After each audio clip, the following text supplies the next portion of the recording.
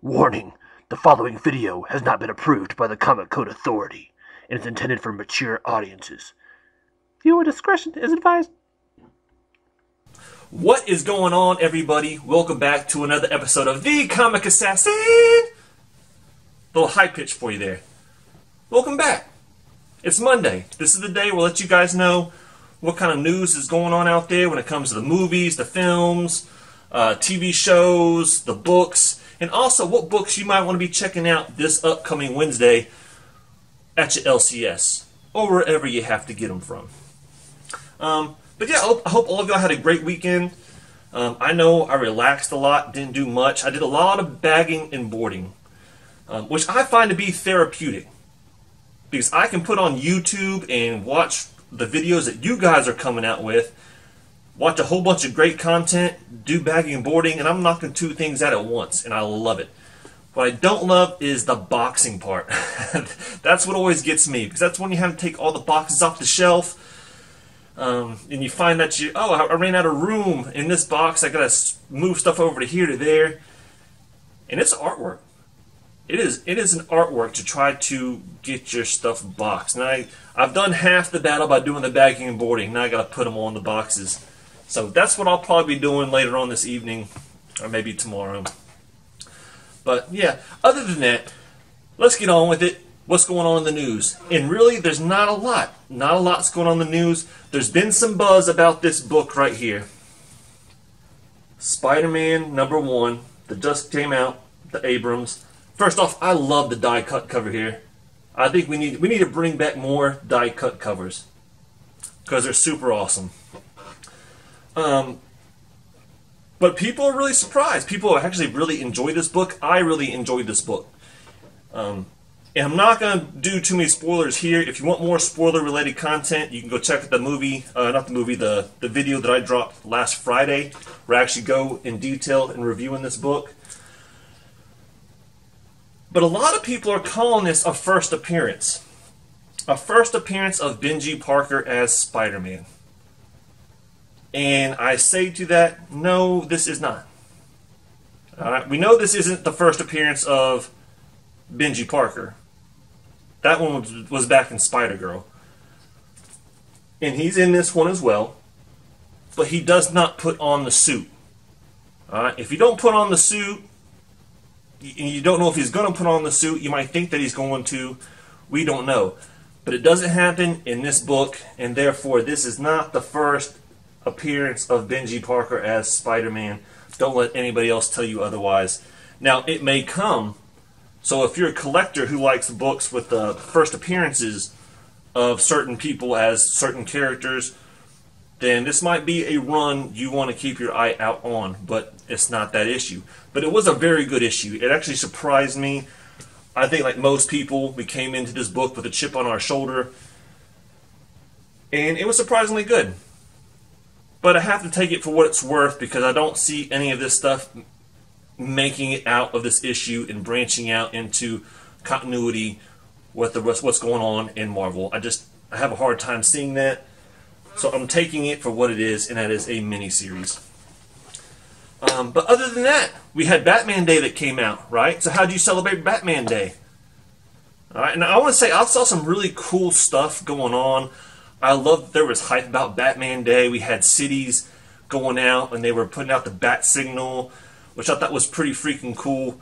Even Fortnite. Fortnite came out with a little special event for Batman Day. It's like a week-long thing where they have like Gotham City and Fortnite, and there's some Batman-related challenges.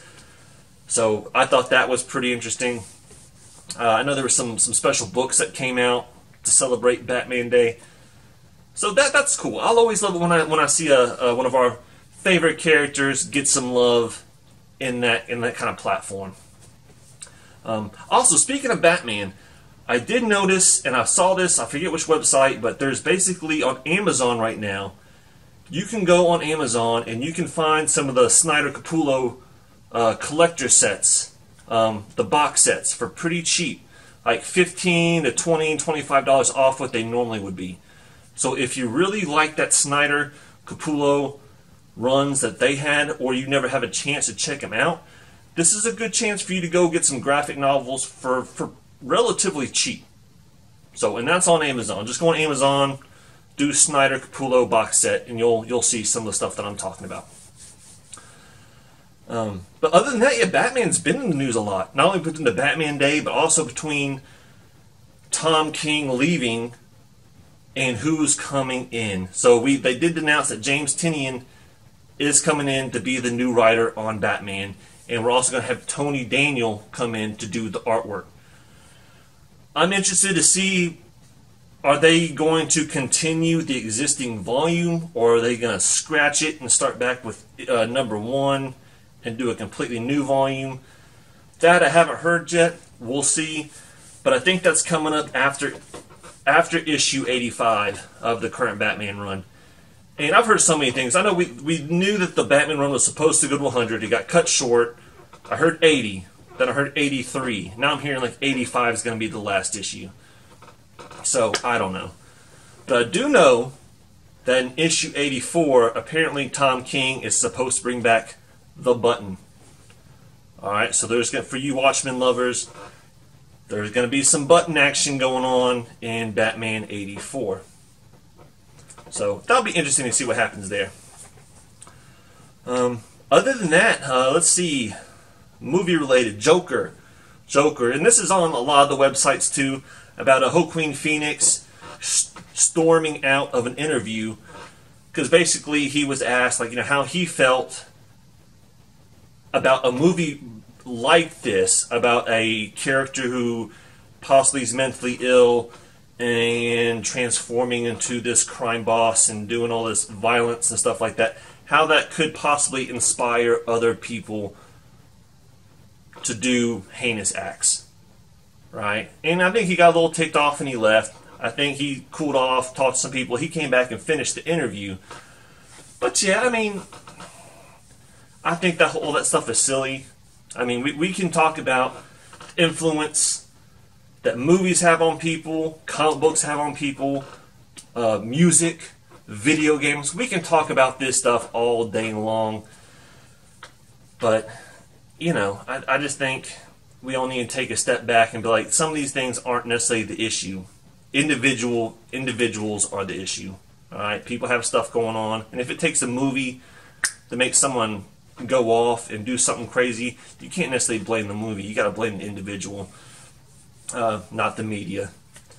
But that's all I'm gonna say about that. But yeah, it's all over the place. So Joaquin Phoenix storms out of an interview. Yeah, he came back and finished it. Alright, speaking of shows, so Stumptown. So Stumptown was a book that came out by Greg Rucka a few years ago, and it's got its own TV show, and that comes out on ABC this Wednesday. So if you read that story and you want to see what's going on with the show, check it out. It drops Wednesday. And like I said, I believe it's on ABC. I haven't read the book, so I can't really tell you anything beyond that. For the books, really not a lot of news. The only thing is they've dropped some more titles of what they're going to be doing for the whole 2099 thing from Marvel, which I'm just not excited about. I wasn't excited about 2099 when they did it back in the day, and I just don't really see why they're doing it again. But anyway, I know they already mentioned like Punisher, Conan, and things like that, but they did drop some new ones. So we're definitely getting Doom 2099, Ghost Rider 2099, and Venom 2099. And I will say that out of all the covers that they showed, that Venom one looks the dopest. Now, I don't know if that's the actual cover that's going to stick and that you actually see, or if that's just kind of promo concept art. But it looked pretty cool. But I thought that Ghost Rider one was kind of silly. In fact, yeah, I thought it was silly. Not kind of, I thought it was silly. But, so, yeah, we'll see how that goes. I mean, it could be fun, but I think the event is supposed to take place after or during, like, Amazing Spider-Man issue number 33 is where this is all going to start launching out. I don't know how. I don't know why they picked that certain issue. I guess we'll find out. I know ASM right now is doing they have like the Carnage tie-in run, but they're at issue 30, so $20.99 is coming out soon, y'all. Let's see. Other than that, that's pretty much it as far as news. This might be a new segment that I'll try to drop in between videos when there's not a lot going on in the news and in the books. But crazy collections or collector's items that you see online. We all get out there. We all either go to eBay or Amazon or whatever your online source is, and you see people selling stuff. And every once in a while you come across something that's like what? Like, really? And this one, I saw it and it made me laugh so hard that I had to share it with you guys. The Tick. Sorry, I'm sure most of you are familiar with the character The Tick, right? Big blue guy in a suit. And I actually really like The Tick. I like the old shows they used to have. Thought it was very entertaining. But someone right now is selling Tick Bubblebath. Right? From the 1990s. So, first off, think about this here. Someone's asking you to purchase Bubblebath from the 1990s. Alright? But not only that, he's selling 9 bottles of Bubblebath. And I saw this, and it's going for like $30. And I'm like, who? And I'm sure there's a certain person out there that's going to buy it. I mean, if you're watching this video, you're a comic book collector, more than likely. Which means you're kind of a hoarder in the first place, alright? We all have our collections that we like. They take up space. But man, I can't believe someone keeping a hold of Bubblebath, of all things, and 9 of them. Alright? I mean, I think that he would have a better chance of selling them individually, because if I was a Tick collector, I might buy one of those so I can put up on the shelves just for something to look at and whatever. But 9 bottles? Like, what am I going to do with 9 bottles of Bubblebath in the 90s? I doubt it's still good. I mean, I don't know, does Bubblebath go bad? I have no idea. But yeah, I saw that and I was like, I have to share this with somebody because it cracked me up. Anyway, let's get on with the books. What is coming out this Wednesday? And at first I thought this was going to be a light week, but the more I started delving into it, I was like, yeah, maybe not as much. So let's get into it. With the indies, there's a new book called Ether, Disappearance of Violet Bell, #1. This is from Dark Horse Comics. It seems like kind of an interesting concept. And the way they advertised it was like, this is where like Sherlock Holmes meets Dr. Zeus. So I don't know how they're going to pull that off. That sounds pretty entertaining. But basically it's about this this king who his daughter goes missing, and this one guy can jump through time. He can jump through all these portals, and he's going and trying to find her, and he's going to all these magical crime scene to another magical crime scene. So I don't know, it seems like an interesting concept. I might be checking this one out. For you Transformers fans, Transformers Galaxies #1 comes out. So this is a good jumping off point if you're wanting to get into a Transformer series. It's always good to start with the #1. Of course, we got Bloodshot #1 coming out from Valiant. I'll honestly probably be passing on this, but I don't know. It might be a good book. Plot #1 from Vault Comics. This one seems kind of interesting. I might have to flip through it first to kind of see if I want to pick it up, but it's not one that I'm just passing on as of right now. So Plot #1 from Vault. And then Junior High Horrors #7. Honestly, this is one of those books that if you've been reading it, you're probably still reading it. But I just love the parody covers that they have. They're usually always sold out. They're harder books to get a hold of. But I really like the Pet Sematary parody cover that they did, and this is from Keen Spot Comics as well. So yeah, it's a fun, light kind of book that's deals with imagine all these horror characters as being in junior high, right? So yeah, that one could be a fun one. But my 3 top indie books, and I'm gonna have to say the first one, Resonant #3. I am really digging this book. This is from Vault Comics. It's been fun, and the way they left you with issue #2, basically our main character is going in to try to get medicine for his kid. He goes in to get the medicine, and pretty much he gets double-crossed, gets knocked out. What's going to happen? We're going to find out probably in issue number 3. So Resident number 3. But my other 2 top indie books this week, I'm going to say Psycho List number 2 from Black Box. It does seem like it has a pretty cool concept. I did not get issue number 1. This is one that my LCS doesn't normally carry stuff from Black Box. But it looks cool. It's already sold out online, which means that people probably really dug issue number 1. If you can get it and you like it, pick it up. But I'm also going to go with this one, Scratcher number 1 from Antarctic Press. It seems like it kind of has a pretty cool concept. It's about this woman who's a tattoo artist, and she's discovering that people who she's given tattoos to are being possessed by the tattoos, and like making them become like all of a sudden like these crazy killers. Or that's just the one example they gave in the synopsis, but it seems like it could be interesting. Antarctic Press has done some things in the past that's been known to heat up, and I kind of like the concept. So yeah, Scratcher number 1. Now moving on to DC, there's only 3 books I'm even interested in. First off, Batman Curse of the White Knight number 3 comes out this week. Definitely got to pick that up. Want to see where they're going with it. But my 2 top DC books, I'm going to say Red Hood Outlaw 38. Now, I don't read a lot of Red Hood, but I read 37, and I really enjoyed it. I actually super enjoyed the book. The new characters they came out with in 37 are characters that, if they continue to stick around, I think they're fun characters. I think some of them are pretty awesome, have some pretty cool abilities, and I could see these characters staying around in the DC universe for a long time, if done right. Now, I don't know if that's what their goal is, but I really, really enjoy these characters, and I want to see more of them in issue 38. So pick that one up if you can, or if you want.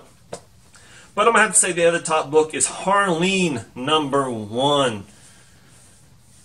It's got a pretty sweet looking cover. Not such a sweet looking price tag, $7.99. Whew. But it is, their Black Label, which, at this point, we don't know what Black Label really means. Is it for mature audiences or not? Because they've dropped things that, yeah, we could see being for mature audiences, and something like, eh. But basically, it's going to be kind of an original revamping of the whole relationship between Harley Quinn and the Joker, which, storyline-wise, I'm not super excited about.